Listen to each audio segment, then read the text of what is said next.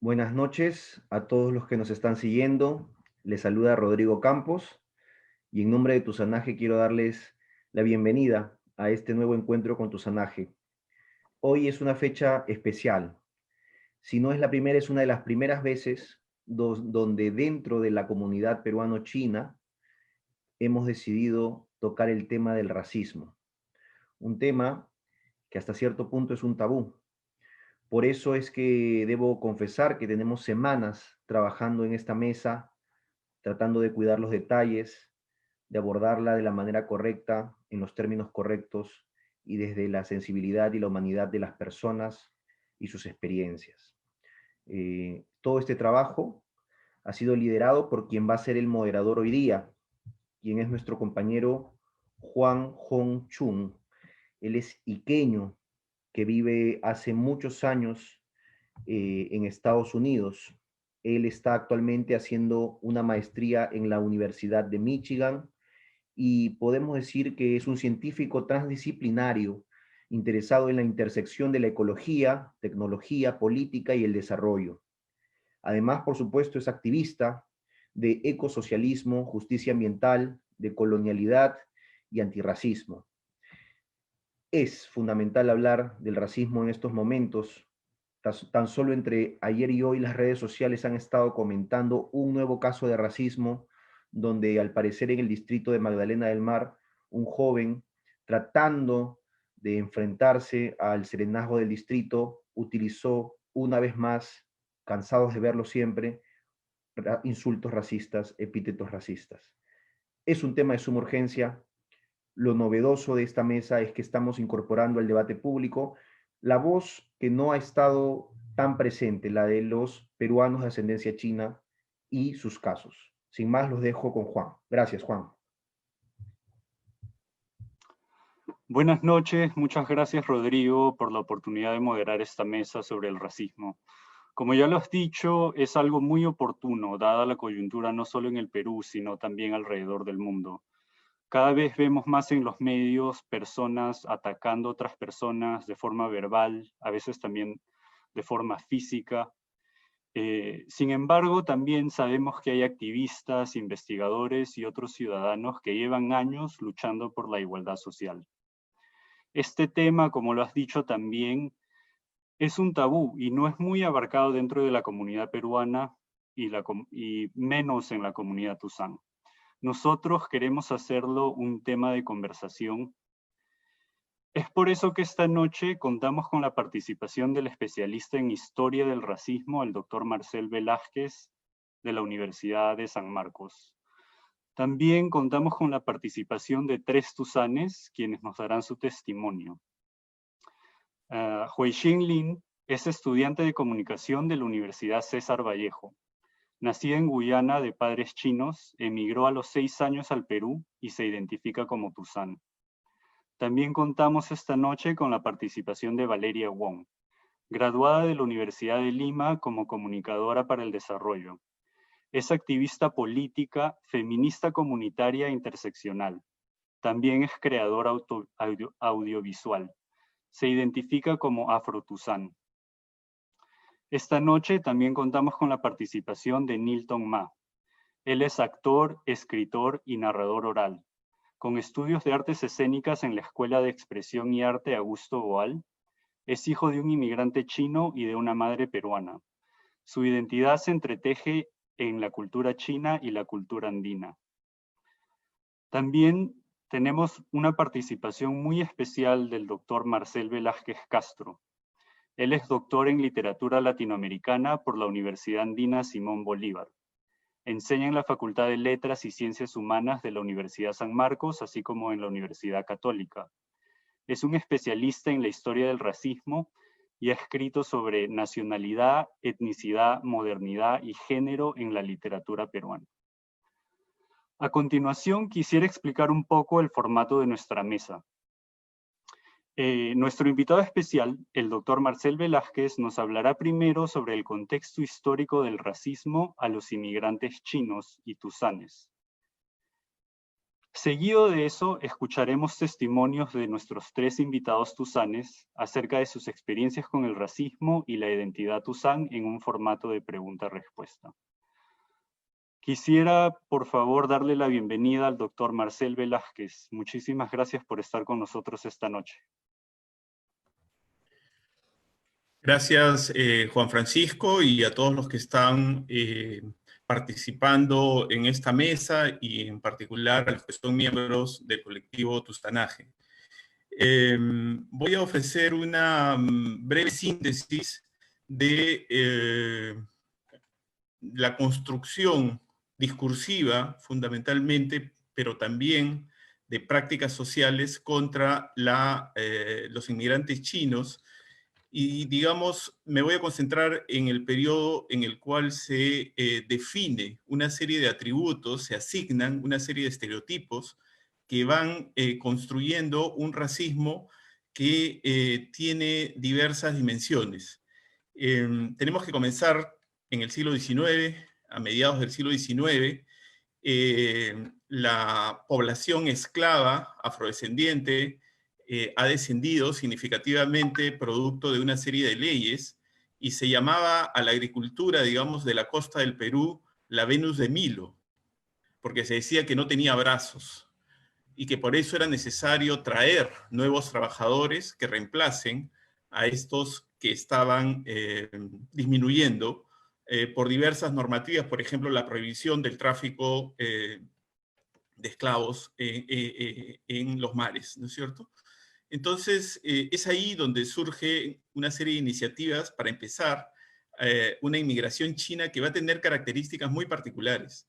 Es un tema muy complejo y que ha sido tratado de una manera notable por Fernando de Traseñí en un libro que yo recomiendo a todos, que se llama En las colinas del país de las arenas. Este tráfico va a significar el ingreso durante la segunda mitad del siglo XIX de casi 100.000 inmigrantes chinos.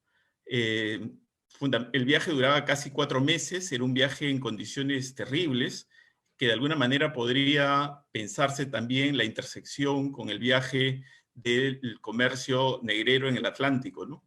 En estas naves llegaban la mayoría de los casos, varones chinos, e inmediatamente llegaban con una deuda, porque los hacían firmar contratas que significaban que tenían que trabajar varios años para pagar ese viaje que se les había ofrecido, digamos, como una posibilidad para salir del país e instalarse acá. Entonces, lo que fundamentalmente ocurría era que ingresaban en un estado de servidumbre laboral, ¿no? ¿Hacia dónde iban? Iban al trabajo en las Islas Guaneras, al trabajo en las haciendas, sobre todo en la costa, las haciendas azucareras. Esas eran, digamos, los dos puntos principales de destino laboral, ¿no? Rápidamente llamaron, digamos, la atención y provocaron la típica reacción xenofóbica ante el inmigrante, y más aún ante aquel que tiene características culturales distintas a las de los limeños, digamos, y en general a las de los peruanos, ¿no? Y empezó a construirse una serie de estereotipos, ¿no? Que incluían, por ejemplo, la vestimenta, la famosa coleta, el tipo de comida, por supuesto, obvio, la lengua. Y esto, desde la ciudad de Lima, es que se construyen estos discursos con mayor intensidad, porque gran parte de esta población rápidamente se desvincula de estos contratos laborales. También hubo un grupo que fue a apoyar la construcción de los ferrocarriles, ¿no? En esa época el ferrocarril era pues el progreso, la modernidad, ¿no? Y había un sueño de instalar una red ferroviaria en el Perú que no se logró finalmente. Pero bueno, entonces estaban en la ciudad, en el centro de Lima, y muchos de ellos alrededor de lo que era el mercado de la Concepción, que era el nombre tradicional de lo que hoy es el mercado central, ¿no es cierto? Y se asentaron alrededor porque empezaron con pequeños negocios. Rápidamente empezaron a incursionar, digamos, en actividades mercantiles. Y ocurre que en 1868 se produce la epidemia más terrible, más devastadora de Lima, que es la epidemia de fiebre amarilla de 1868, donde llega a fallecer el 5% de la población de Lima. Si eso lo imaginásemos ahora, eso sería la muerte de 500.000 personas, ¿no? Para hacer un parangón, digamos, proporcional, la población de Lima en ese momento estaba alrededor de los 100.000 habitantes. Y es esa epidemia la que va a provocar, digamos, una intensificación del racismo, cosa que también estamos viendo ahora, ¿no es cierto? Es decir, en tiempos de crisis, en tiempos donde el miedo a la muerte se intensifica, donde los vínculos sociales se densifican, el racismo es parte, digamos, de la violencia social que crece, ¿no?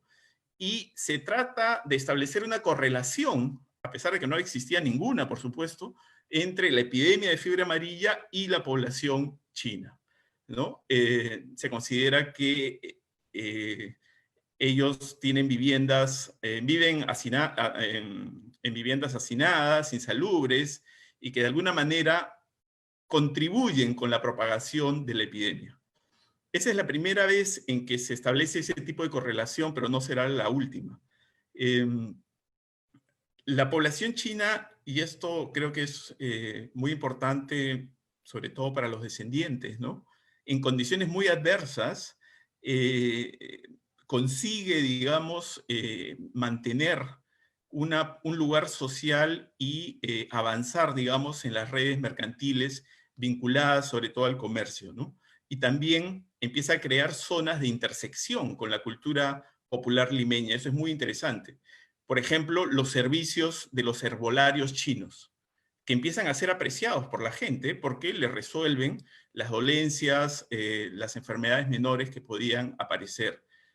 Justamente para un libro que estoy preparando, estuve revisando documentos de esa época y había elogios de los médicos chinos y se dice, y de sus portentosas agujas, ¿no? Con lo cual seguramente se está refiriendo evidentemente a la acupuntura, ¿no? Como un método de curación.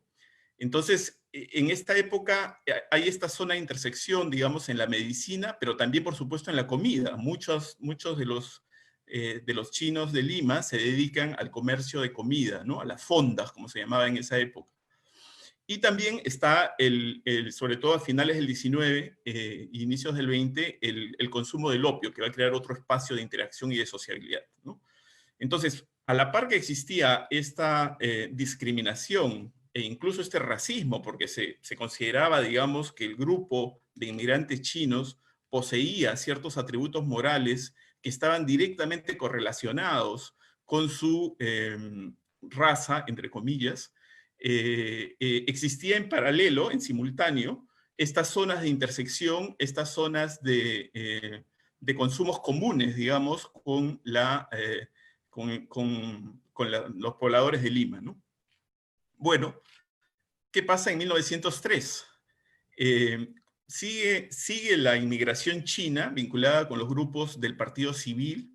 Se calcula que en la primera década del siglo XX inmigraron 11.000 chinos y vinculados muchas veces a los políticos del Partido Civil, ¿no? De José Pardo, de Leguía, ¿no?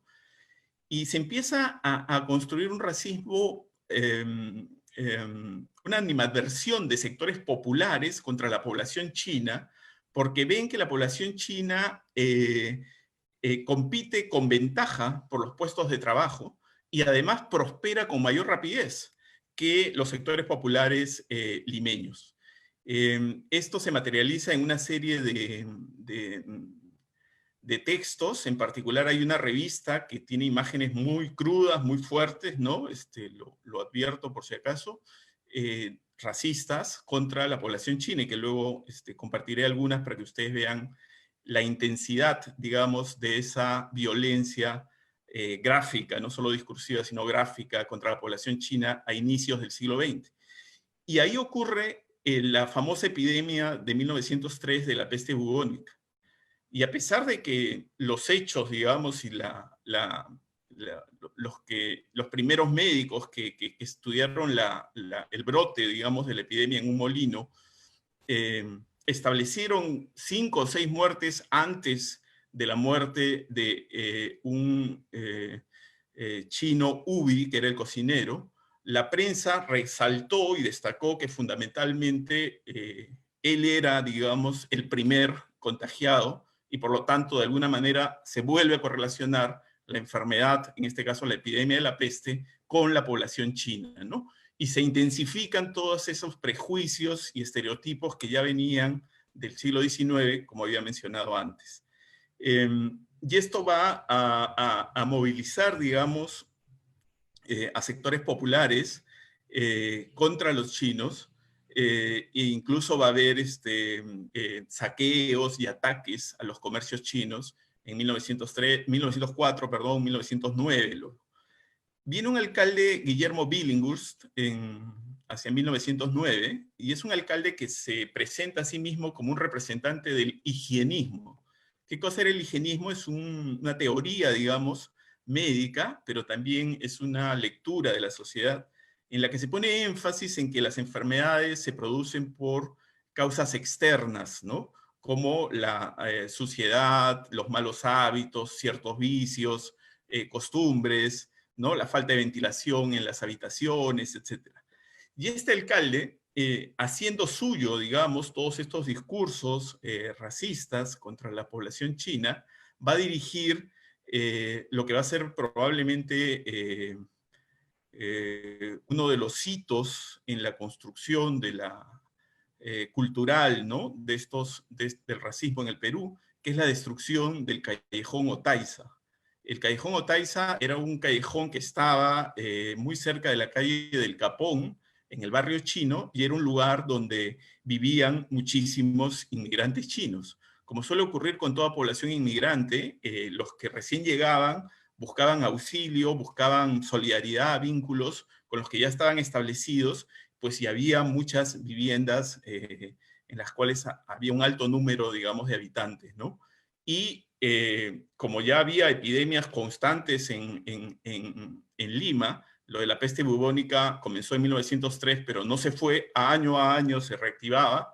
En 1909 también se descubre un caso de peste bubónica, nuevamente un sujeto chino, y con ese pretexto se dice, ya, tenemos que hacer algo, y el alcalde, digamos, toma esta decisión completamente, digamos, no fundada en un análisis racional, y destruye este famoso callejón Otaiza, ¿no? Después de esa destrucción, además, se producen nuevamente saqueos y violencia contra la población china, ¿no? Y hay una serie de revistas y de intelectuales peruanos que van a hacer suya esa imagen estereotipada del inmigrante chino, ¿no? Desde González Prada, Mariate e incluso Basadre, ¿no? Que ya es mucho más contemporáneo. Van a repetir una serie de estereotipos negativos de la población china, ¿no? Asociándolos al mal moral, por ejemplo, ¿no? A los vicios. Esto por el consumo del opio. También a la suciedad, las enfermedades, ¿no? Por lo que he dicho de la correlación con las epidemias, ¿no? Entonces, quizá para terminar esta brevísima presentación, y si luego hay preguntas, a mí me va a encantar escuchar los testimonios y voy a participar hasta el final. Si hubiese alguna pregunta, encantado de ampliar algún punto. Voy a presentarles cómo en una revista, que era una revista moderna, en el sentido que representaba las ideas libertarias del liberalismo radical, es decir, no era una revista al servicio de los intereses de las élites, sino una revista que estaba más vinculada con los obreros, con los nuevos sectores populares. Se manifiesta, digamos, un racismo de una violencia realmente impresionante contra la población china, ¿no? Porque a veces, como creo que se ha dicho muy bien al inicio, es un tema difícil, pero es un tema que hay que conocer para entender cómo este grupo de inmigrantes pudo sobreponerse, ¿no? A toda esta violencia, a toda esta denigración y ser parte de nuestra historia, digamos, cultural y social, ¿no? Entonces voy a compartir pantalla y poner algunas imágenes para que ustedes puedan apreciar lo que estoy diciendo.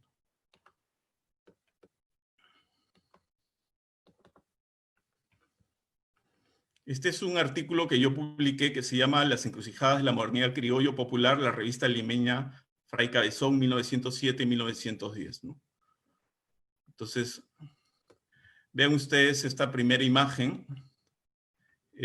Dice los que vienen y los que van, ¿no? Y se está aludiendo a que se permite, digamos, el ingreso de la inmigración china, que aparece, digamos, acá, y los trabajadores, digamos, europeos son los que se están yendo del país, ¿no? Y claro, eso se manifiesta gráficamente así como una crítica, digamos, a las políticas de la época, ¿no?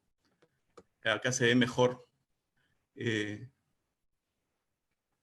Voy a ver si puedo ampliar un poco la pantalla.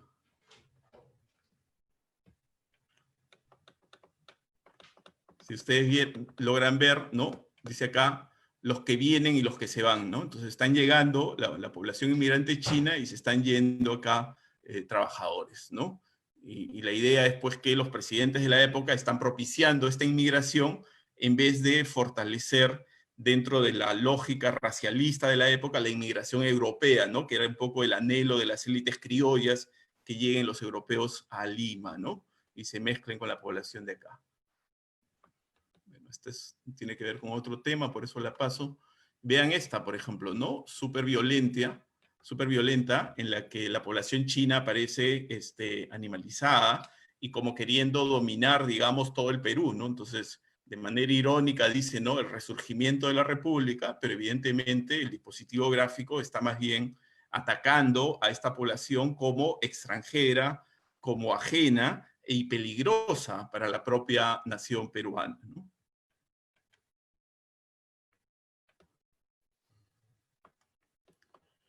Esta es otra que creo que vale la pena analizar. Acá está Leguía, vean ustedes, tiene la banda presidencial y está con una mano recibiendo una bolsa de dinero, ¿no? De un grupo de chinos. Uno de ellos está con una larga pipa, probablemente para aludir al opio, ¿no? Y está atacando con una espada acá al supuesto pueblo. Entonces ahí se marca con claridad esa oposición que quería construir la revista y que de alguna manera alentaba también esta violencia de los sectores populares contra la población china, ¿no? Entonces se está diciendo allí que Leguía está coludido, ¿no? Que recibe dinero de la población china y que está, digamos, perjudicando al pueblo peruano que está representado por esta figura, ¿no?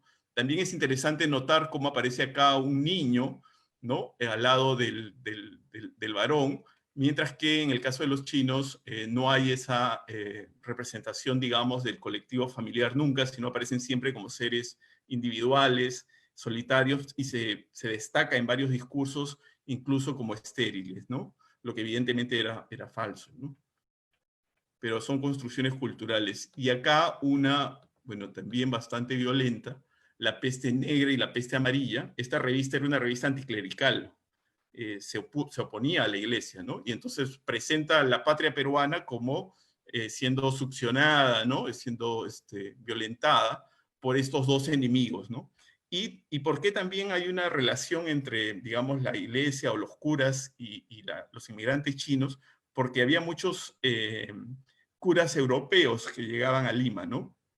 Entonces eran también extranjeros de alguna manera, pero en el caso de la revista en particular, por las ideas que tenía, consideraba a la iglesia y a los curas adversarios, ¿no?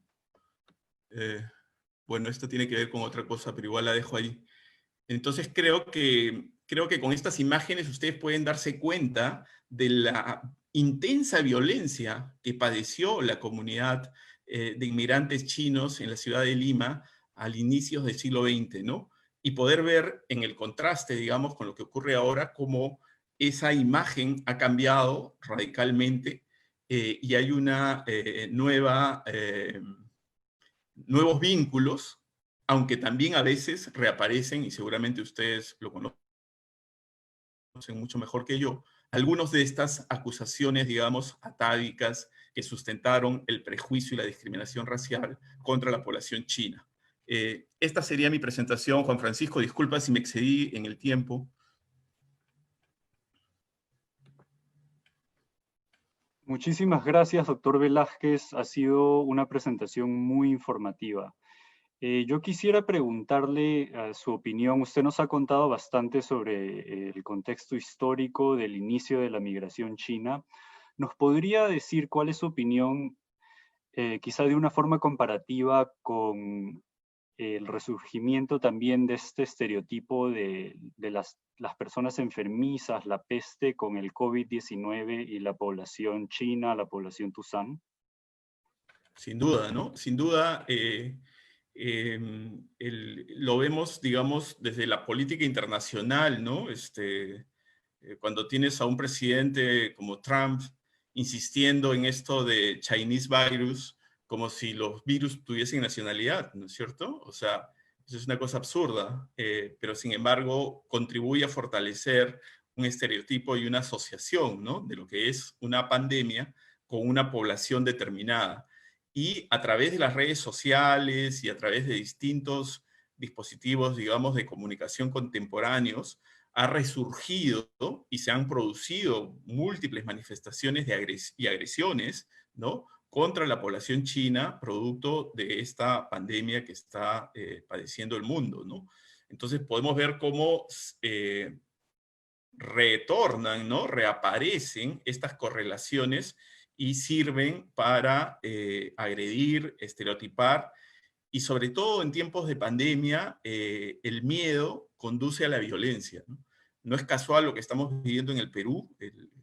Quiero mencionar también la tragedia que ha ocurrido en este local del Distrito de Los Olivos, ¿no? Porque sin duda la policía, si tiene la intención de proteger la vida y la salud de los ciudadanos, y esa intervención termina con 13 muertos, algo está mal, ¿no? Y creo que el video que ha salido recientemente lo prueba. Entonces, estamos viviendo un momento muy complicado donde la violencia se exacerba en todas las direcciones.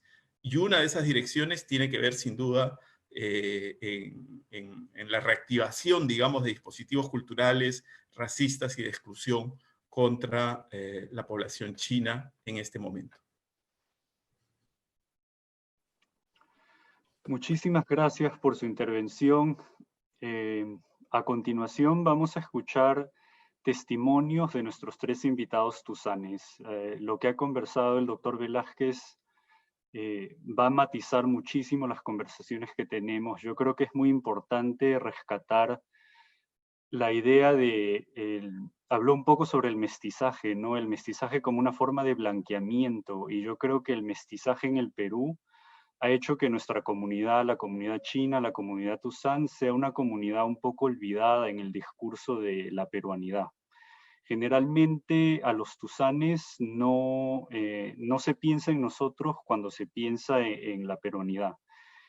Y existe una forma homogénea quizá, donde se piensa que ser peruano es ser limeño, ser criollo, ser más blanco.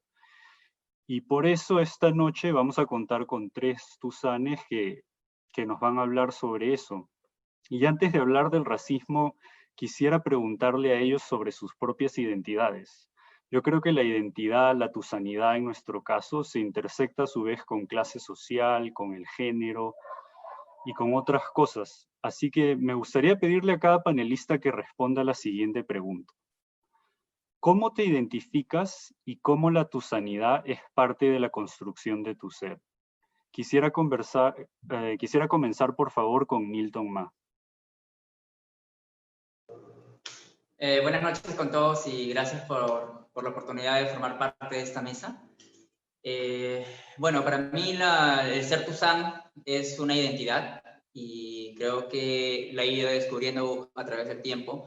Inicialmente no me sentía muy conectado con la comunidad tuzán porque para mí conectarme con la comunidad tuzán era conectarme con la comunidad china en general, ¿no? Y tratar de formar parte de las reuniones de la beneficencia china o de reuniones donde mientras más chinos hayan y menos conversaciones en español hayan, más cercano te sentías. Sin embargo, a través del tiempo, esta necesidad de darnos un espacio en el que podamos desenvolvernos de manera regular se ha ido convirtiendo en una necesidad.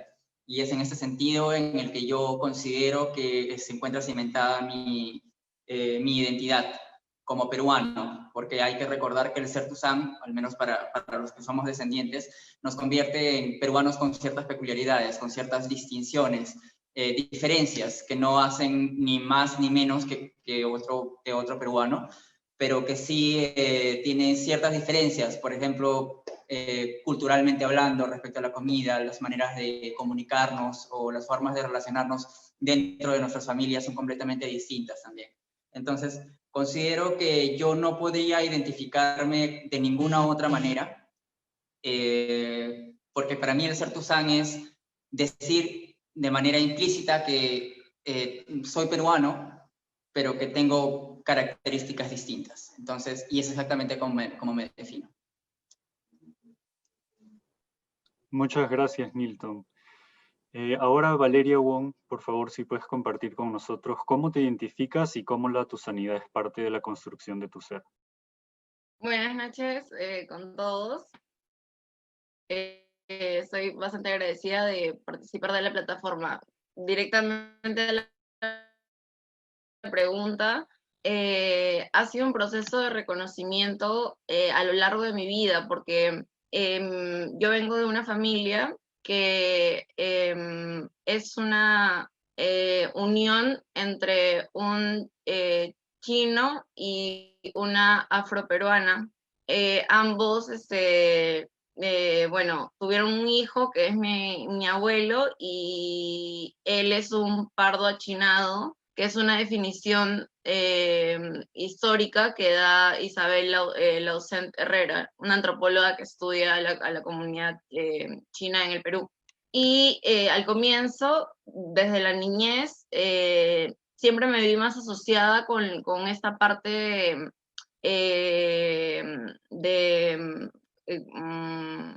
con esta parte negra, ¿no? O morena, o lo que ya luego vino a ser la unión de mi papá y mi mamá, ¿no? Pero a lo largo del tiempo, empecé a vincularme mucho más e interesarme mucho más por lo chino, porque veía muchas cosas en mi casa que recibíamos periódicos chinos aún, que teníamos, a pesar de que mi familia es católica, teníamos al Buda presente. Entonces esa convergencia de elementos o iconografías hacía que yo me autoanalizara, ¿no? Y luego ya descubrí espacios donde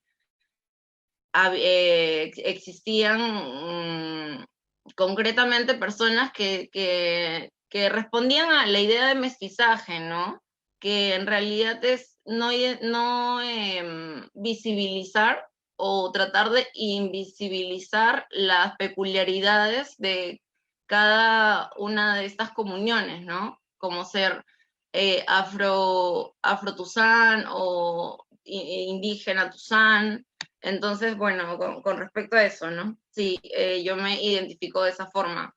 Ahora, claro, el proceso de homogenización, del mestizaje, como ha sido relatando, también es que nuestra sociedad es pluricultural, pero no intercultural, ¿no? Y a pesar de que existan muchos grupos étnicos, no es que haya un vínculo que pueda llegar a ser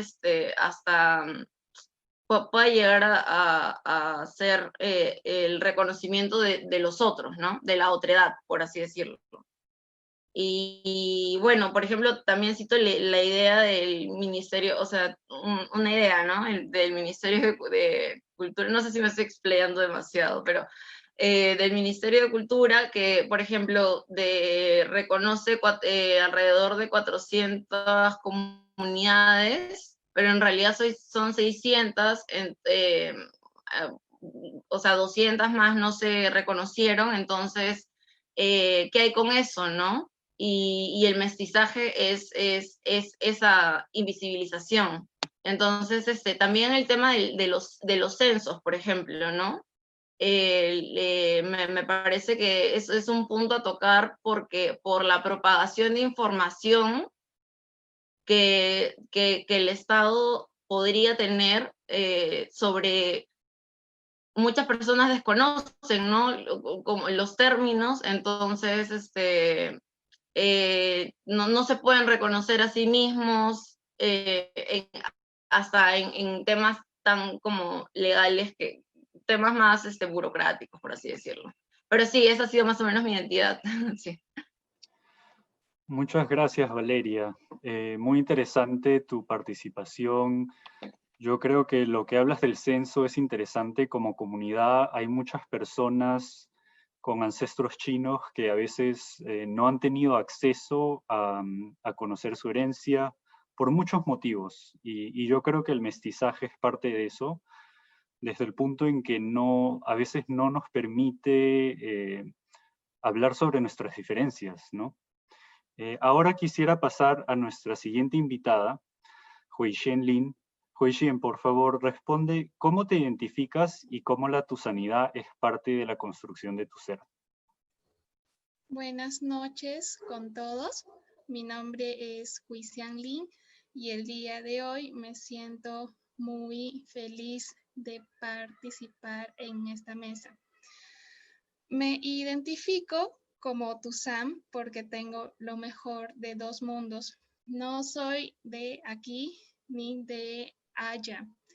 Me siento orgullosa de ser Tusam porque mis padres me enseñaron a amar a ambas culturas. Por otra parte, me siento como inmigrante y nómada porque a lo largo de mi vida he tenido que vivir en distintos sitios. Comenzando que nací en Guyana y a los 2 meses de nacida regresé a China y tuve que nacionalizarme. Luego, a los 6 años, yo emigré hacia Lima. Cuando asistí a la escuela, me sentía una especie de alien porque no sabía hablar español, menos la forma de socializar en este hermoso país. Además, viví en distintos distritos. Hasta en una ocasión viví todo un año en la selva. Gracias. Muchas gracias, Huixien. Estamos muy contentos de tenerte con nosotros también porque es un ejemplo de que la comunidad Tusán es una comunidad viva. Si bien es cierto que nuestros primeros ancestros llegaron hace mucho tiempo como culíes, como trabajadores en la agricultura, también es muy cierto que la inmigración china al Perú es constante. Para seguir nuestra conversación, quisiera preguntarle a cada uno si nos pueden compartir alguna experiencia sobre el racismo en torno a su identidad Tusán, ya sea fuera o dentro de nuestra comunidad. Y explícitamente digo dentro y fuera porque el racismo no lo vivimos solo de no tusanes hacia tusanes, sino también el racismo se da entre tusanes. Y tenemos que hablar también de cómo a veces interiorizamos la opresión y replicamos jerarquías coloniales donde lo blanco es lo superior y lo afro y lo indígena es relegado hacia abajo.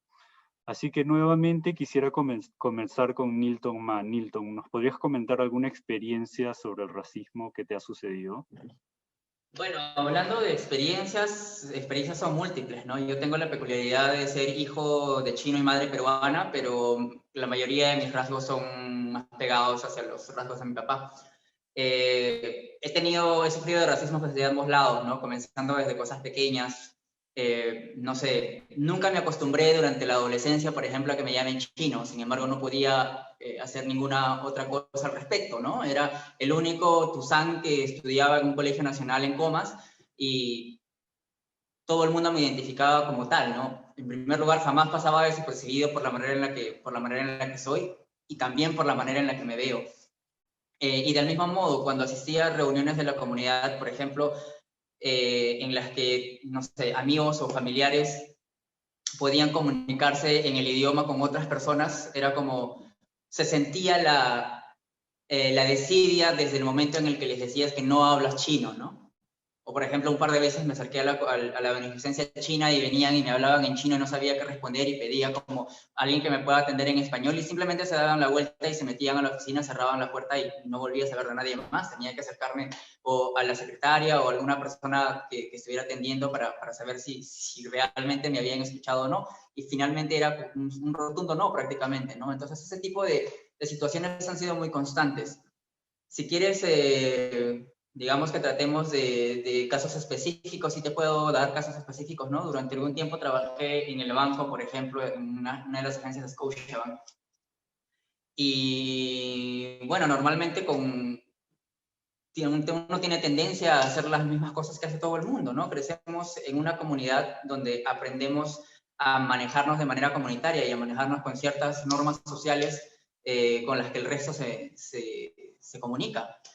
Recuerdo claramente que una clienta me gritó desde la cola, chino, regresas a tu país, como, ¿qué haces acá? Regresas a tu país, porque le pedí que pase a hacer su cola porque estaba en la cola de la ventanilla preferencial como una niña, no tan niña, y bueno, le pedí que haga la cola regular porque habían personas que sí necesitaban del servicio prioritario. Entonces esta fue la respuesta. Obviamente recibí una respuesta positiva por una de mis compañeras de trabajo que fue la persona que la atendió y como que no se aguantó y le dijo, señora, nosotros vivimos en un país multicultural y aquí tenemos de todo y usted no tiene por qué expresarse de esa manera. Cosa que estaba muy en contra de las normas de la institución porque en realidad en temas de servicio como que no podemos enfrentarnos a ese nivel. Sin embargo, sí, digamos que se puede apreciar tanto cosas positivas como cosas negativas. Hablando un poco más cercano respecto al coronavirus, quizás no podría darte casos específicos. Hace poco una amiga publicó un post a través de su Instagram poniendo una foto mía y algo como el hijo del COVID. Entonces, para ellos es gracioso, sin embargo, para mí puede ser peligroso, ¿no? Es como yo siento la alerta en mi cabeza como algo que suena. Yo recuerdo muy claramente, mi hermana mayor vive en Montreal y ella estaba muy asustada cuando apareció todo el tema de la pandemia porque ella vivía en ese tiempo en Barrio Chino y justo una semana antes de que realizaran el ataque al Barrio Chino de Montreal, ella se mudó. Entonces, una semana y media después de que ella, digamos, se transfirió de barrio, hubo un ataque contra Barrio Chino y se reventaron casi todas las lunas de los restaurantes y los comercios que estaban alrededor. No se atacaron viviendas específicas, pero sí se atacaron como locales comerciales. Entonces para mi hermana era como traumático el hecho de que yo estuviera aquí, que en aquel tiempo las mascarillas no estaban completamente reguladas, no había todavía una intervención del gobierno por el tema del coronavirus, sin embargo se escuchaba, ¿no? Se escuchaba muchísimo de los casos en Europa, de los casos que crecían en Estados Unidos. Lo que sí puedo decir respecto al racismo es que es una cuestión que todo el tiempo cambia de nombre, ¿no?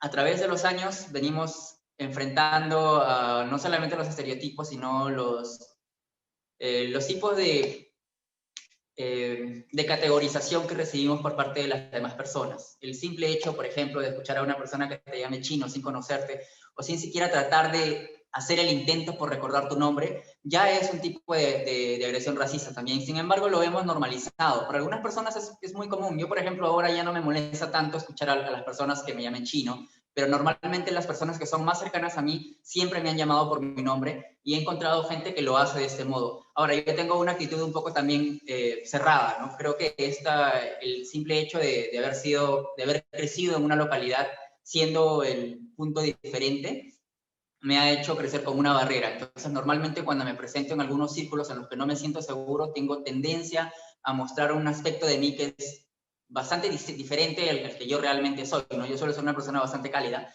especialmente con las personas que quiero, gente que tengo muy allegada, amigos o familiares. Sin embargo, cuando me siento en un ambiente en el que yo siento que no soy bienvenido o que puedo ser tratado de manera diferente, que es muy, muy usual, pongo una cara diferente, ¿no? Me pongo más serio, no hablo mucho, escucho y observo, y en base a eso evalúo si es que puedo interactuar de manera correcta con este grupo o no. Considero que no es lo adecuado, todo el tiempo estoy peleando con esta situación.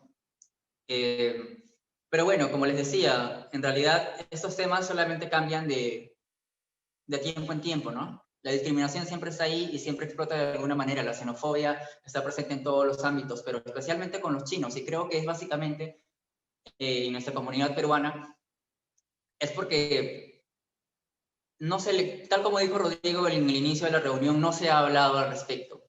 Y aquello que no se dice es muchas veces, el silencio suele ser tomado como aceptación por la comunidad y que es completamente incorrecto, ¿no? Si no hay una respuesta, simplemente se mantiene en la ambigüedad y se buscan las mejores relaciones basadas en normas específicas de comunidad. Sin embargo, aquí no se respeta. La criollada prima por encima de muchas otras cosas que están correctas.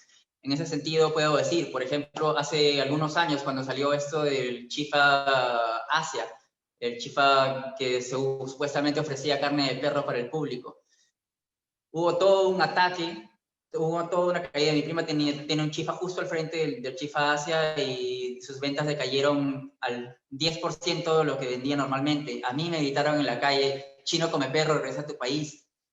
Era difícil caminar por la calle, especialmente por esta área, porque sentías el ataque y las miradas de la gente. Y uno se pregunta, ¿no? Después de tantos años conviviendo en este país, con otros compatriotas, seguimos siendo el eterno otro. Yo precisamente para la muestra Chinarte presenté un poema que se expuso en la galería, basado en esta situación que tuve que afrontar, que es duro realmente, porque mi abuela es de un pueblo llamado Nanapa y ella vivió en Tarma casi toda su vida. Mi madre es de Tarma también, que está en Junín. Y yo he crecido con ellas dos, o sea, bueno, básicamente con mi abuela materna, pero me siento muy peruano. Siento que mi peruanidad está ahí, quizás no en aspectos literarios o mi trabajo como escritor, pero sí mi personalidad y mi corazón yo me siento muy peruano, ¿no? Yo he estado en China un par de veces, he vivido en otros países, sin embargo puedo decir que mi corazón siempre ha estado aquí y ese es el motivo por el cual en este momento también me encuentro aquí. Entonces, ahora con el tema del coronavirus solamente se ha cambiado el título, pero mientras no se hable de racismo, mientras no se diga qué es lo que está sucediendo, entonces van a continuar sucediendo cosas. De repente el coronavirus pasa dentro de un año y dentro de 5 años más vuelve a suceder algo que tenga que ver con China. Y lo que se desconoce de China, lo que se desconoce de los migrantes, y nuevamente va a volver a saltar el tema de la discriminación, pero esta vez con un título distinto. Y creo que es importante resaltar en este punto que los tusanes, en este caso como yo, o como otros que son de distintas generaciones, ya no somos chinos. Es verdad, y aunque la gente no lo crea o la gente considere que no, que nos vean como el eterno migrante, jamás vamos a regresar a China siendo chinos. Hemos crecido dentro de una comunidad completamente distinta, sí. Hemos crecido con otro tipo de presiones sociales por ambos lados.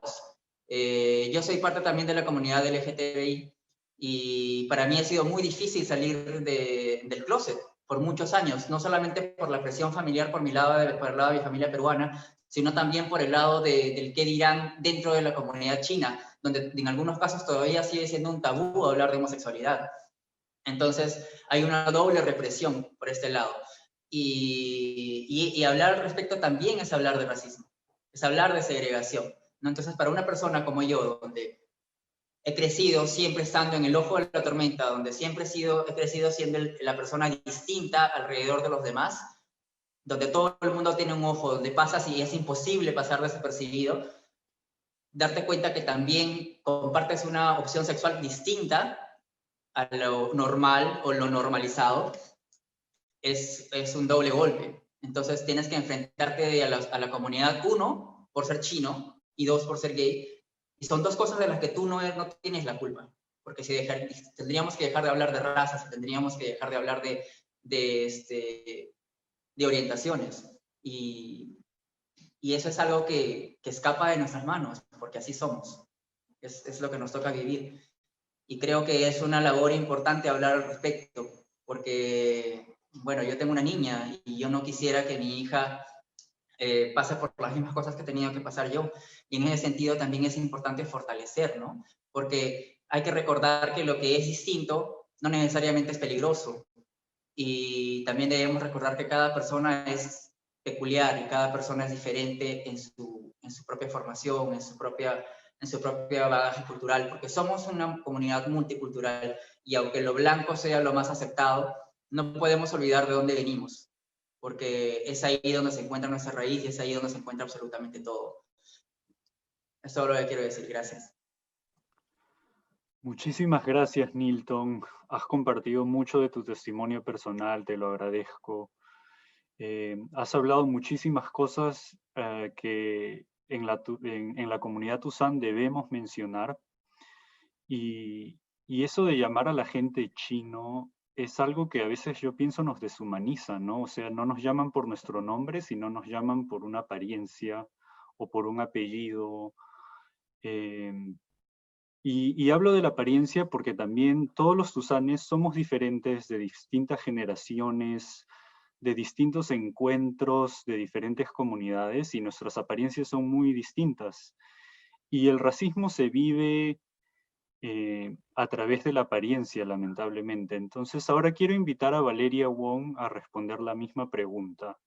Comparte, Valeria, con nosotros alguna experiencia del racismo en torno a tu identidad, dentro o fuera de la comunidad Tuzán.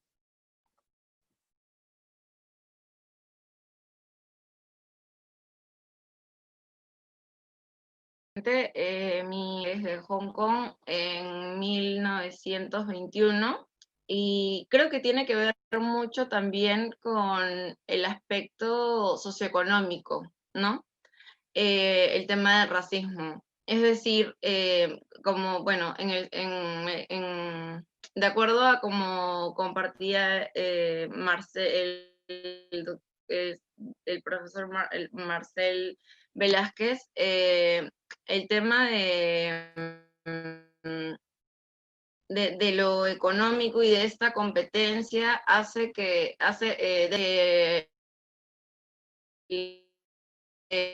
quemen una tienda, los peruanos le quemen una tienda que tenía de artesanías chinas dentro de la formación cuando se estaba formando lo que es el barrio chino. Y bueno, en ese sentido también la competencia económica hizo que se profundizaran los arquetipos alrededor de lo chino, como ha mencionado también Marcel, y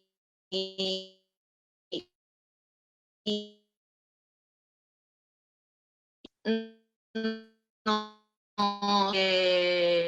con características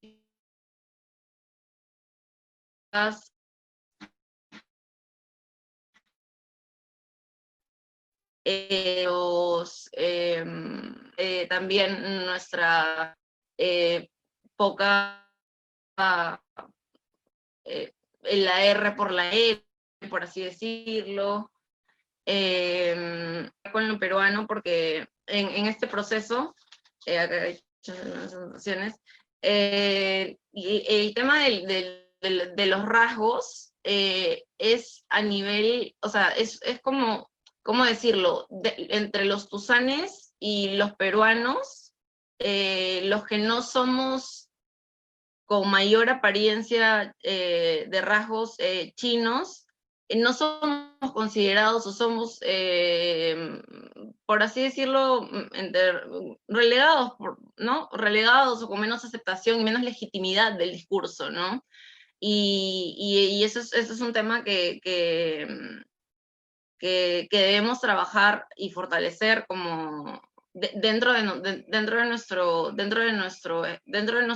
nuestros espacios, para que luego potenciemos las características que en realidad heredamos ya en la generación. Yo soy tercera generación Tuzán y ya heredamos las siguientes generaciones, que es el aprendizaje del trabajo colectivo, de la organización colectiva, comunitaria. Entonces, somos eso, ¿no? Sí. Muchas gracias por lo que resaltas, Valeria. Es interesante cuando mencionas lo de las clases sociales. Sí, claro. Esto a mí me hace pensar mucho en cómo la élite blanca, la élite criolla, hace que personas de la clase trabajadora, las clases trabajadoras, ¿no? Que incluyen muchos grupos étnicos, o sea, nos peleemos entre nosotros y no necesariamente tener una vista crítica de que ellos tienen todo el poder, ¿no? Entonces culpan a la comunidad china como si en el pasado, como si la comunidad china hubiera acaparado todo el capital económico. Para continuar nuestra conversación, quisiera invitar ahora a Huixin. Huixin, ¿podrías compartir con nosotros alguna experiencia de racismo en torno a tu identidad, dentro o fuera de la comunidad Tuzán? Sí, voy a comentar 2 casos. Uno es del no Tuzán hacia los tuzanes. Una vez yo asistí al cumpleaños de una amiga del colegio, me presenté a su familia y de frente me pusieron el apodo de China. Hacían bromas como imitando a un chino que no sabe pronunciar bien el español, como a los Flito bien lico de Puerto Rico, ¿no? Y el caso 2 es de Tuzán a Tuzán, que básicamente para los paisanos chinos, yo no soy china porque mi forma de expresar no es igual como ellos, ¿no? Me considero una persona expresiva y usualmente los chinos no son tan expresivos, ¿no? Son algo más reservados. Yo también soy una persona reservada, pero ellos lo son aún más. Hace unos años me fui a China y escuché algo que me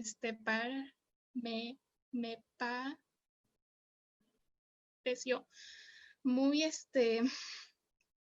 un poco racista. Me han dicho que mi color de piel es muy trigueña para ser china, ¿no? Que no cumplo con el perfil de belleza de una mujer de China. Gracias. Muchas gracias, Huixin. Seguimos esta conversación y quisiera hablar brevemente del caso de Vania Torres. Aquí en Perú, Vania es una surfista profesional peruana, ha ganado medallas sudamericanas. Vania es una mujer blanca, limeña, que usó su cuenta en una red social, Instagram, para disfrazarse de lo que ella piensa, ¿no? Es típicamente una mujer andina. Dijo que fue para un taller de teatro y ha habido muchas conversaciones en los medios de comunicación acerca de este caso. Yo quisiera preguntarle a Nilton, quien es actor y poeta, ¿qué piensas de este caso y cómo tu etnicidad ha afectado tu carrera artística? Bueno, en realidad esa es una pregunta un poco complicada y quiero ser como un poco más personal respecto a mi respuesta. No quisiera como involucrar a nadie más porque es una opinión bastante mía. Yo creo que en ese sentido, respecto al tema de Vania, es que no es como ella ve al tema de la migrante de la sierra, es como lo vemos casi todos, es como lo ve tal y como lo ve la comunidad. Es un reflejo de lo que la comunidad o lo que el movimiento social en el que vivimos en este momento observa al migrante. Y nosotros tenemos desafortunadamente esa tendencia a mirarlo todo desde lo negativo. Justificamos las cosas que hacemos mal con que el otro lo hace peor y eso nos hace sentir mejor a pesar de darnos cuenta de que está incorrecto lo que se hace. Entonces, esto es simplemente un reflejo, o en este caso, para Vania, ha sido un reflejo de lo que la comunidad o la sociedad en general está haciendo, con la imagen que se tiene de una mujer de la sierra. Obviamente ha habido todo un cargamontón en contra de ella, no porque sea mediática o al respecto, sino también por el mismo hecho de ser blanca y por pertenecer a un círculo social que es diferente al de la mayoría de ciudadanos del país. Entonces, hay dos cuestiones completamente opuestas ahí, ¿no? Obviamente lo que hizo Vania está incorrecto, está mal hecho, y la creación del personaje o su trabajo, o sus talleres de actuación no lo justifican, porque sí, el continuar presentando y exteriorizando los estereotipos clásicos, obviamente es bastante incorrecto y hay que estudiarlo y tomarlo con la seriedad adecuada, ¿no? Hay que tomarlo con mucho cuidado, porque se está hablando de un grupo humano y al representar a una mujer andina, representas a todo un grupo humano que viene siendo discriminado por muchos años, a pesar de que nosotros estamos en su tierra, por llamarlo de alguna manera. Entonces, sí, obviamente Vania pudo haber pedido disculpas, y quizás si no viniese de la clase social de la que viene, y si no fuese blanca como es, no hubiese sido tan duro para ella como en otras ocasiones, porque si vamos a hablar al respecto, podríamos hablar de personas específicas que vienen haciendo este trabajo y recibiendo un salario por imitar a una persona porque esa persona lo hace, es gracioso, pero cuando lo hace una persona que no te agrada, porque no te gusta, porque no te sientes identificado con el círculo social en el que vive, sí lo atacas. Entonces, hay dos puntos de vista bastante marcados. No quiero decir, repito, que lo que haya sucedido, o que lo que sucedió con Vania o lo que ella hizo está correcto, porque en realidad no es justificable, pero sí hay que entender un poco más antes de ponerse a criticar. Creo que hay que ser un poco más honestos con nosotros mismos, porque yo estoy seguro que aquí nadie se salva de haber en algún momento discriminado de alguna manera a alguna otra persona, incluso sin haber querido discriminar. Entonces, sí hay que ser un poco más como críticos con nosotros mismos para si es que se quiere criticar a otra persona, ¿no? Eso desde ese punto de vista. ¿Me podrías repetir la otra pregunta, por favor? ¿Cómo tu etnicidad ha afectado tu carrera artística? En ese sentido, sí ha habido muchos problemas, creo yo. Obviamente para trabajar, yo he tenido la oportunidad de trabajar en algunas series de televisión aquí, hace muchos años antes de que me mudara al exterior por primera vez, y siempre era básicamente porque necesitaban o verificaban alguna persona que tuviese mis rasgos, sin importar cuál fuese su verdadera etnicidad, ¿no? Porque si necesitaban un japonés, me llamaban, o si necesitaban un coreano, me llamaban, o si necesitaban un chino, bueno, calzaba perfectamente, pero siempre era basado en cómo se me ve. Sin embargo, yo era muy consciente de que jamás hubiese sido capaz de obtener un protagónico, por ejemplo, en una serie de televisión, porque mis rasgos no calzan con lo que se considera normal o regular dentro de la comunidad peruana, a pesar de la cantidad de aportes, y no me canso de repetirlo, a pesar de la cantidad de aportes que la comunidad Tuzán ha realizado en todos los ámbitos de movimiento dentro del país, en todas las carreras, en todas las exposiciones. Siempre ha habido una persona que nos haya representado de la comunidad Tuzán dentro de la comunidad peruana. Entonces, eso no es algo que no se valora y no se visibiliza. Entonces, yo siempre tuve claro eso. Otras cosas era como, por ejemplo, las primeras veces que que actuaba en el colegio, 14, 15 años, y la obra máxima en ese tiempo del colegio estatal era hacer Ollantay, y yo hacía la dirección de la obra, y un par de veces, tercer grado de secundaria, cuarto grado de secundaria, hice el papel de Ollantay en el colegio, y era como la burla general de todo el mundo, porque decían, mira, un Ollantay chino, ¿esto dónde se ha visto? Cosas como esa.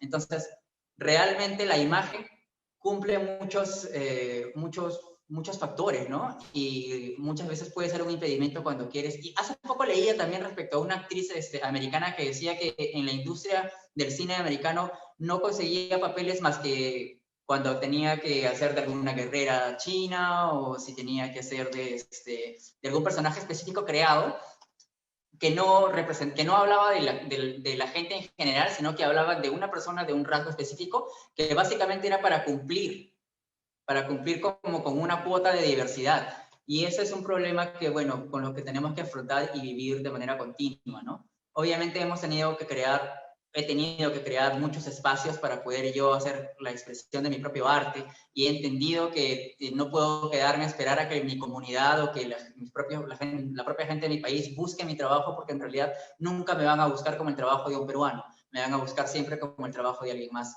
Entonces, ahí viene el reto de nosotros, ¿no? Porque hay un doble trabajo, no simplemente tratar de ser bueno con lo que haces, sino que tienes que ser bueno con lo que haces y tienes que crear tus propias oportunidades para poder tener un poco de luz. Y eso es algo con lo que se enfrenta uno a diario. Muchísimas gracias, Nilton. Yo creo que has hablado algo súper importante, que es este problema con Vania Torres no solo es un problema de Vania, el racismo no se acaba con una persona.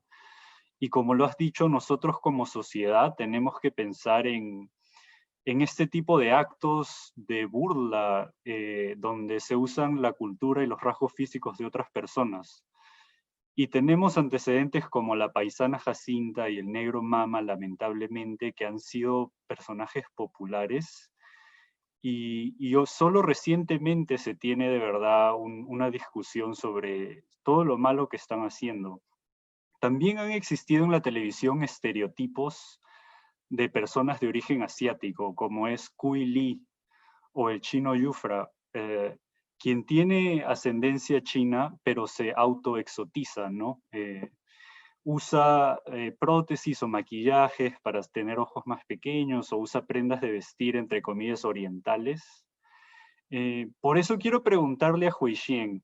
Huixien, tú eres comunicadora y también has estudiado mucho a la comunidad peruana china.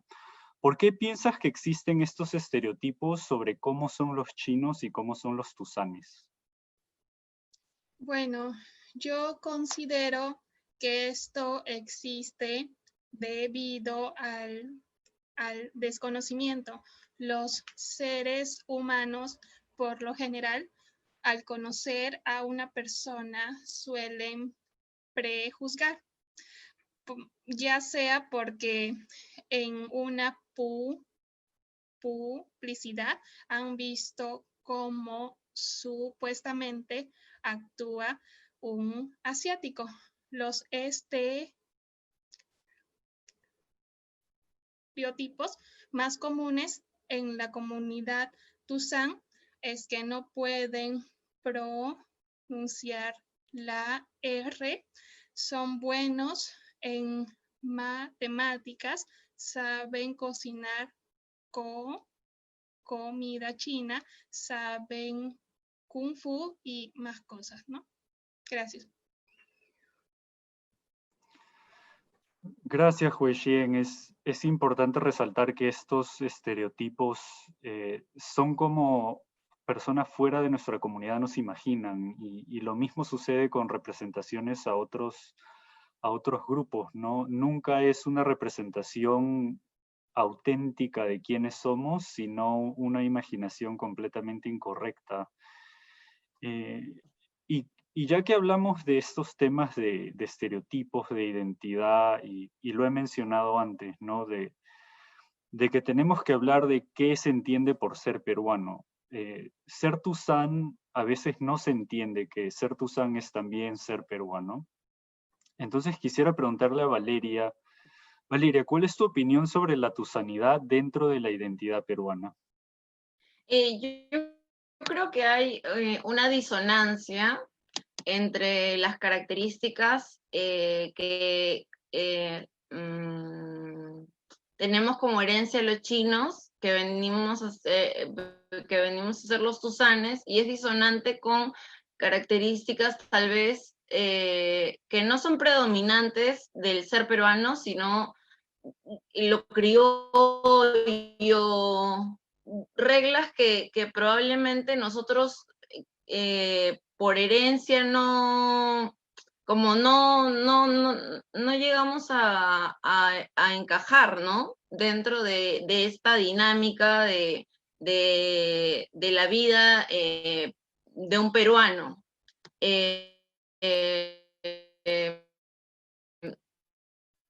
La tusanidad también tiene que ver importantes de reconocer dentro entre los peruanos, y que llega a ser difícil incluso en la terminología, ¿no?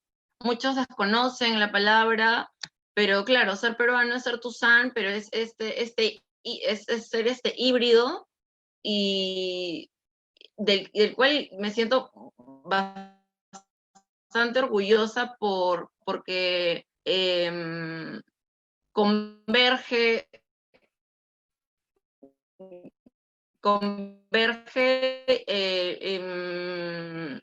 mi herencia a las costumbres, digamos, peruanas, ¿no? Sí, muchas gracias, Valeria. Estos temas de racismo nosotros queremos seguir abarcándolos. Esta es solo la primera, yo creo, de muchas conversaciones dentro y fuera de nuestra comunidad. Queremos hacer un llamado a la comunidad Tuzán y también en general a la comunidad peruana para tener estas discusiones sobre el racismo y la identidad de una forma más abierta, y que por favor nosotros como tuzanes también seamos incluidos. Y desde el punto de vista de la autocrítica también quisiera conversar dentro de la comunidad Tuzán, que es lo que nosotros realizamos desde Tuzanaje. Muchas personas dentro de la comunidad Tuzán piensan que hablar de racismo es decir que nos estamos victimizando. Nos han dicho, algunos miembros nos han dicho, los chinos y las chinas son bien queridos en el Perú. Nilton, ¿tú qué dirías al respecto de ese comentario de que los chinos son bien queridos en el Perú? Bueno, creo que depende del concepto que se maneje de cariño, ¿no? Sí, es cierto, o sea, los chinos no pasamos desapercibidos, eso es real, y hay algunas expresiones de afecto que se realizan, pero se realizan desde el otro lado. Ese es el problema. Y creo que ahí está basado todo. O sea, creo que desde el momento en el que dicen los chinos son bien queridos en el Perú, ya es una segregación. Y partiendo desde ese punto. O sea, nuevamente te repito, o sea, yo puedo tener características asiáticas, sí, porque mi padre es chino, y negar mi proveniencia sería un insulto, o sea, para mí y para la memoria de mi papá, de muchas maneras. Sin embargo, como vuelvo a repetir, yo ya no jamás podría regresar a China y decir que soy chino, e incluso si tuviese la posibilidad de cambiar de nacionalidad, siempre va a haber algo que me diferencia. Entonces, en ese sentido, hablar desde ese punto de vista y decir como los chinos son bien queridos, yo ya me siento segregado al escucharlo. Entonces, creo que es momento de ir cambiando los discursos e ir tratando de incluirnos nosotros mismos también.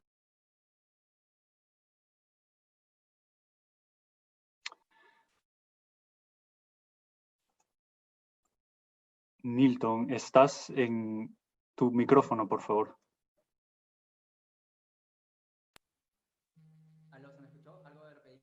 Se cortó los últimos 30 segundos.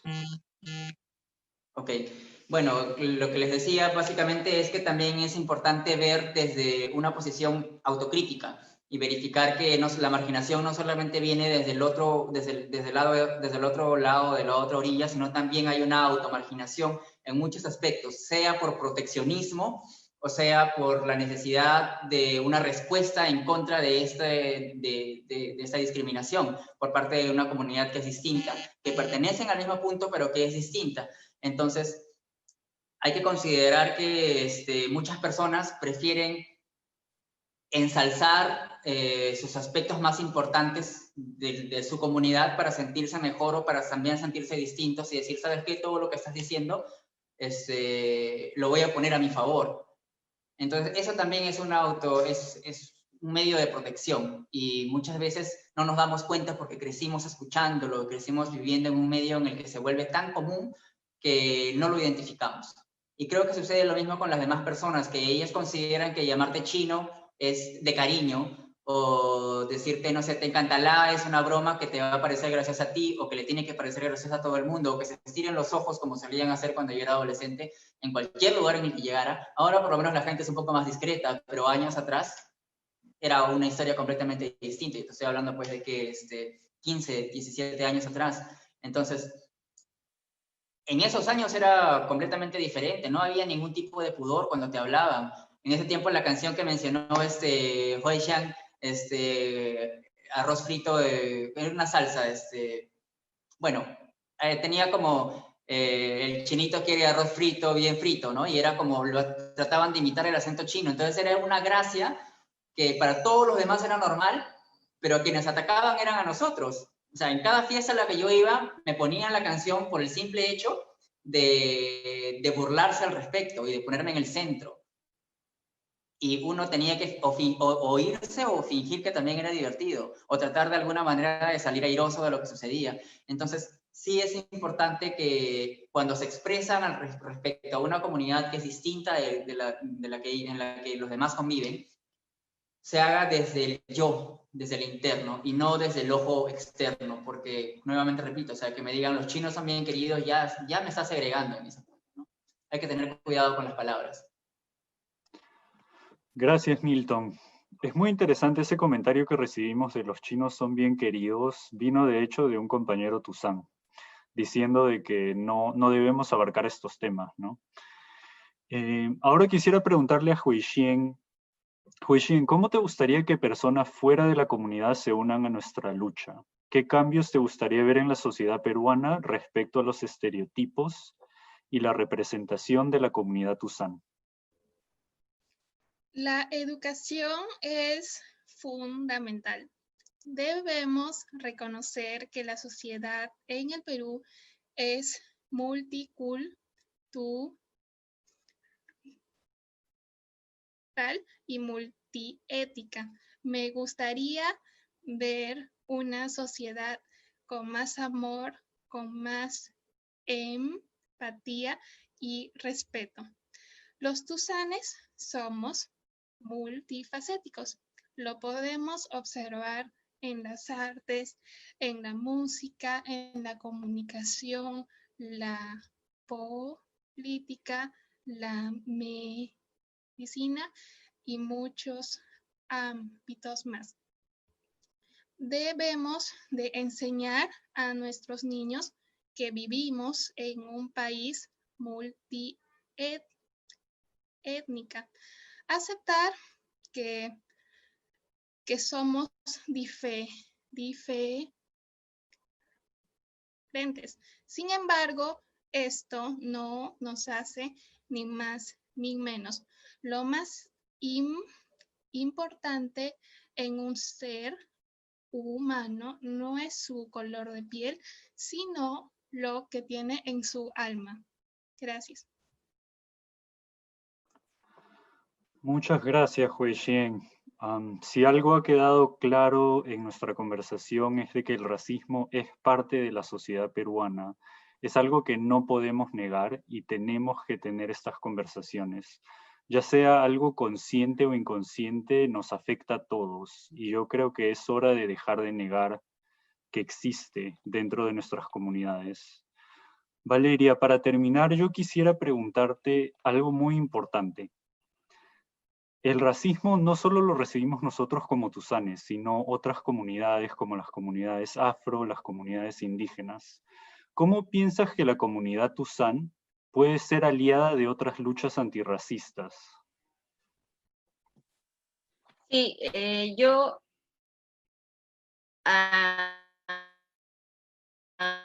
hago un llamado a la comunidad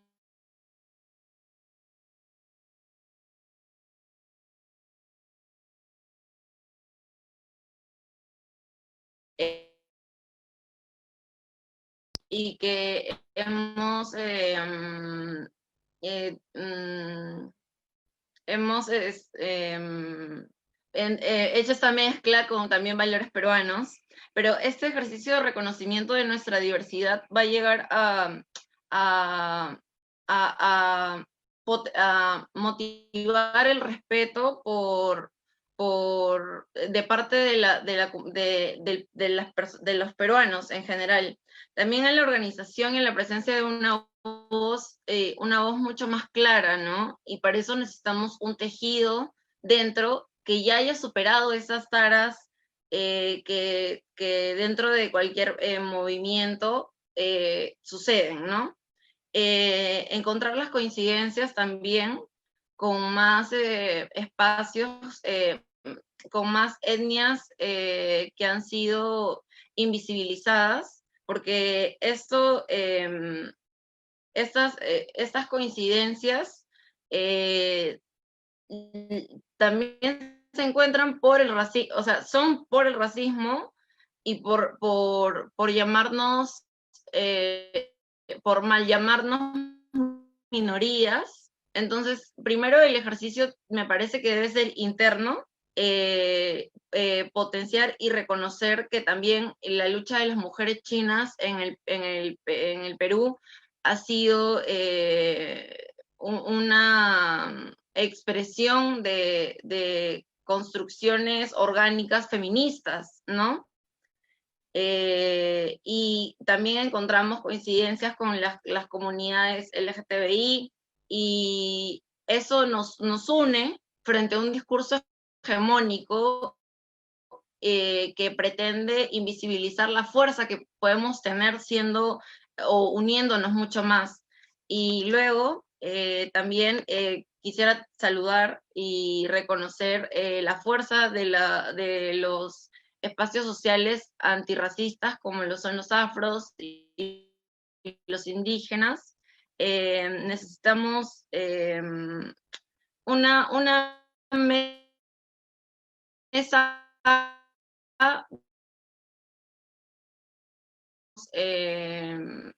canalizar toda esta comprensión y entendimiento dentro de la que podamos tener,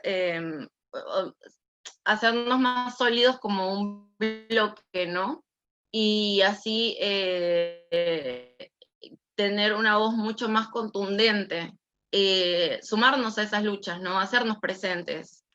Bueno.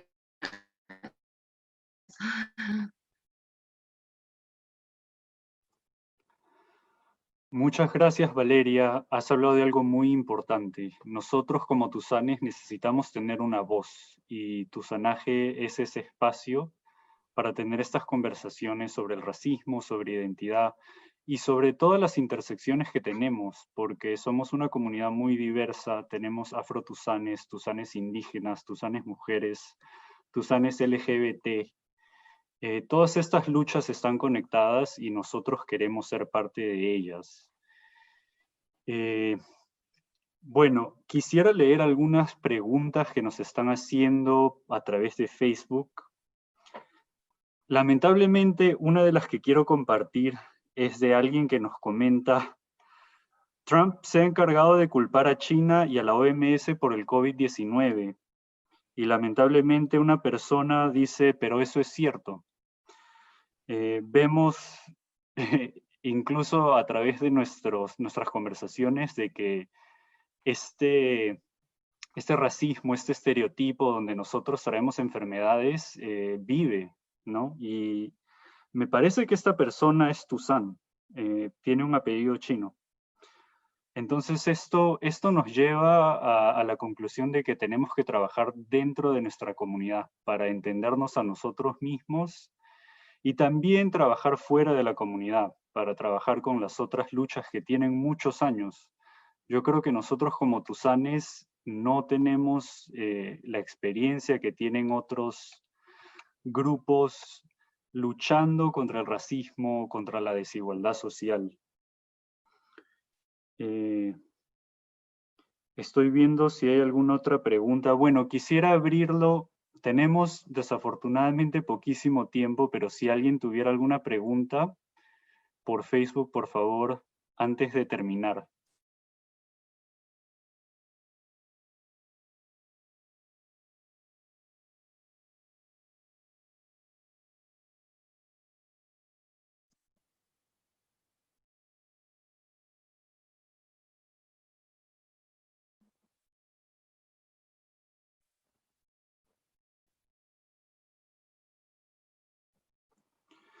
Bueno, voy a leer un poco más de... No tenemos muchas preguntas, tenemos muchísimos comentarios. Voy a leer algunos otros.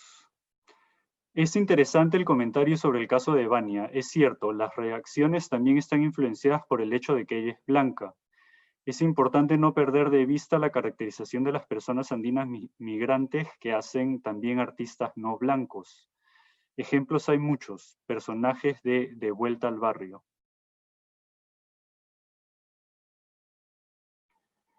Leo muy rápidamente antes de terminar otros comentarios.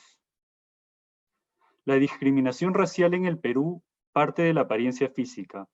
Ejemplo de ellos es que cuando estaba en contra de Fujimori durante su dictadura, rechazaban a todos los orientales que veían en la calle. Peor aún, confundían a chinos y japoneses. Es muy interesante también el uso de la palabra oriental. Ya no es algo muy común, es algo anticuado. Se puede llamar a personas de herencia asiática. Es interesante también, no hemos tomado mucho este tema, la comunidad Nikkei es también una comunidad de origen asiático. Y lo interesante es que a veces la palabra chino se usa tanto para la comunidad Tuzán como para la comunidad Nikkei. Un comentario más antes de terminar.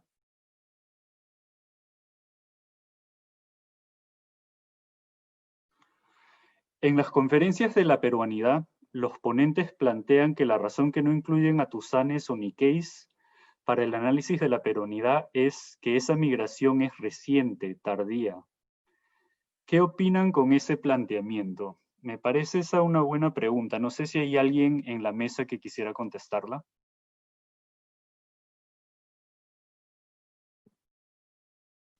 Bueno, yo sí quisiera tomar la palabra, Juan, si me permites.